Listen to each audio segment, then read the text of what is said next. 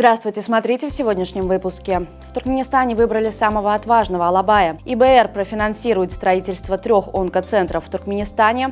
Аркадак выиграл свой первый матч в Лиге вызова и другие новости.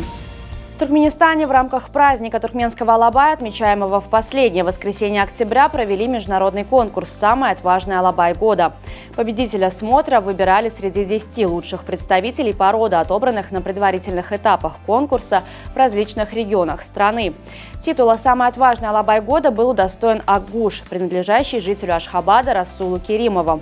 От имени президента Туркменистана собаководу вручили ключи от автомобиля Toyota Camry, специальную медаль, кубок и диплом. Исламский банк развития выделит более 150 миллионов долларов для строительства 3 специализированных больниц для лечения рака в Туркменистане. Новые медицинские учреждения будут построены в городах Балканабад, Туркменабад и Мары и смогут принимать более 11 750 пациентов. Соглашение по данному проекту было подписано в рамках заседания Международного валютного фонда и Всемирного банка. Спектакль «Пурсат» Национального музыкально-драматического театра Туркменистана имени Махтум Кули получила главный приз 2-го театрального фестиваля «Тюрксой». Постановка режиссера Мекана Джумабаева была признана лучшим спектаклем фестиваля. Спектакль, созданный по мотивам пьесы Хемры Широва «Зеленый изумруд» и стихотворения Махтум Кули «Фраги», произвел неизгладимое впечатление на публику и жюри благодаря своему замыслу, эффектным сценическим решениям и актерскому исполнению. Это первая столь высокая награда для туркменского театра на фестивале «Тюрксой». Туркменский фоторепортер и фотохудожник Вячеслав Саркисян стал обладателем золотой медали на конкурсе, проведенном под эгидой Международной федерации фотографического искусства при ЮНЕСКО. В конкурсе приняли участие более 470 фотографов из 48 стран, представивших около 8 тысяч работ. Международное жюри отобрало 135 финалистов, среди которых работа Саркисяна была признана лучшей. Посольство Туркменистана в Турции опубликовало заявление на своем официальном сайте, опровергая распространяемую в социальных сетях фейковую информацию о продлении до 2025 года действия биометрических паспортов для граждан Туркменистана, временно или постоянно проживающих в Турции. Посольство напомнило, что согласно постановлениям президента Туркменистана срок действия паспортов, истекших или истекающих с 1 января 2020 года по 30 декабря 2024 года, продлен только до 31 декабря 2024 года. Гражданам Туркменистана, проживающим за рубежом, необходимо обновить свои биометрические паспорта до конца текущего года. В случае утери или непригодности паспортов для возвращения в Туркменистан выдается специальное свидетельство на возвращение. Во Франции планируют реализовать проект по переработке материалов с выведенной из эксплуатации атомной электростанции. Речь идет о бывшей АЭС в Фессенгейме, закрытой 4 года назад. После переработки материалы могут получить новую жизнь в виде предметов повседневного использования от кухонной утвари до дверной фурнитуры.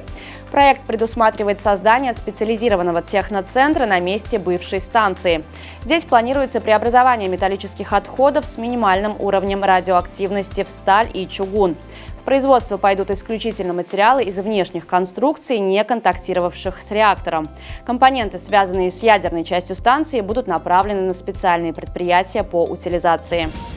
Футбольный клуб «Аркадак» одержал волевую победу над мальдивским «Мазия Спортс» в первом туре группового этапа Лиги вызова АФК.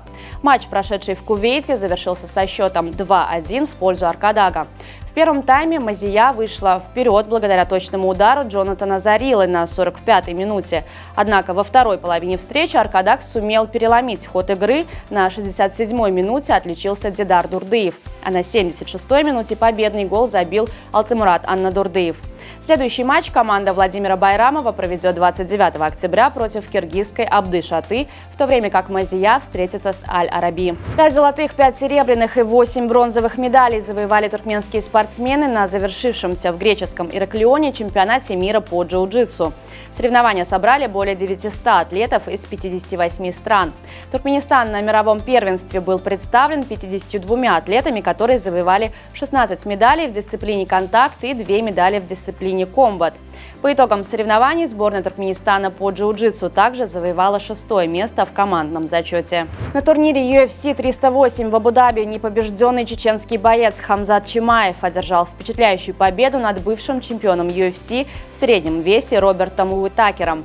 Чимаев доминировал с первых секунд боя и сумел завершить поединок удушающим приемом в первом раунде.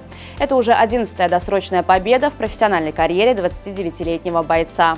Барселона со счетом 4-0 обыграла мадридский Реал в матче 11-го тура чемпионата Испании по футболу. Встреча Эль Классико прошла в Мадриде. 2 мяча забил Роберт Левандовский, по 1 голу на счету Ламина Ямаля и Рафиньи. На сегодня это все. Желаю вам хорошего завершения дня. Увидимся завтра. И не забывайте, что Туркменпортал – ваш самый надежный источник новостей.